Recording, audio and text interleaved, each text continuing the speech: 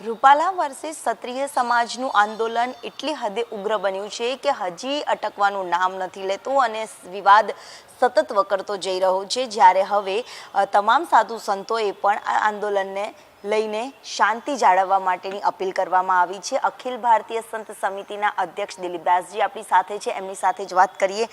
બાપુ, હવે આ વિવાદ સતત વકરી રહ્યો છે, વાદ વિવાદ અને વોટથી વોટ સુધીની લડત આ આગળ વધી રહી છે। આને અટકાવવા માટે આપ શું અપીલ કરી રહ્યા છો?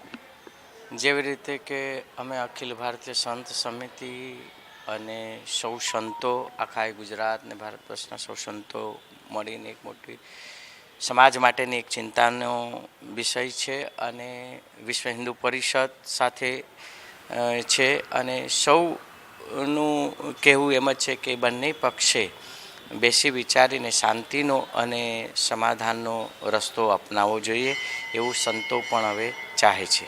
જરૂર, એટલે કે કોઈ બી નું અપમાન કરવું આ પણ કેટલું યોગ્ય છે કે કોઈ પણ બહેન દીકરી હોય, કોઈ કોમ્યુનિટી સાથે લેવા દેવા નથી, પરંતુ સનાતન ધર્મમાં પણ જ્યાં સ્ત્રીઓને માન આપવાની, સ્ત્રીઓને માતા માનવાની જ્યારે વાત કરવામાં આવતી હોય છે, ત્યારે આ જ પ્રકારના નિવેદનો ચૂંટણીલક્ષી દરમિયાન પણ આવી રીતે આપવા એ કોઈ નેતાને શોભે ખરા?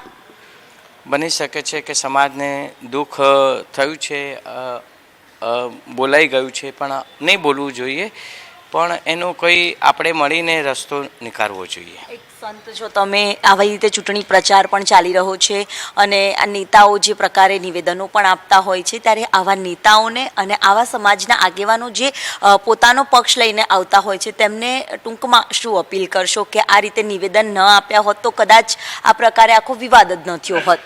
જેવી રીતે કે સમાજમાં અને રાષ્ટ્રમાં હિત માટેના વાતો કરવી જોઈએ આપણે।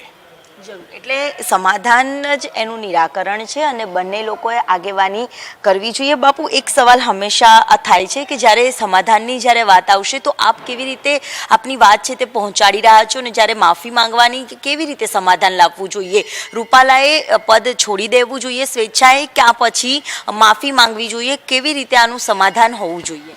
એ તો બંને પક્ષે બેસીને આનો એક શાંતિમય રસ્તો આ લાવવો જોઈએ આપણે અને વાદ વિવાદમાં વધુ નહીં પડવું જોઈએ અને શાંતિથી બે પક્ષે બેસી અને આની એક શાંતિમય એવી બેઠક કરી અને એનો વિવાદનો અંત લાવવો જોઈએ। જરૂર, સતત જે વકરી રહેલો જે વિવાદ છે તેનો અંત લાવવો જોઈએ, બંને પક્ષો તરફથી બેઠક થવી જોઈએ અને જે વાતની જે રજૂઆતો છે તે તમામ લોકોની સમક્ષ આ વાતનો અંત લાવવા માટેનો પણ પ્રયત્ન કરવો જોઈએ તેવું મહંત શ્રી દિલીપદાસજીએ પણ કહ્યું છે।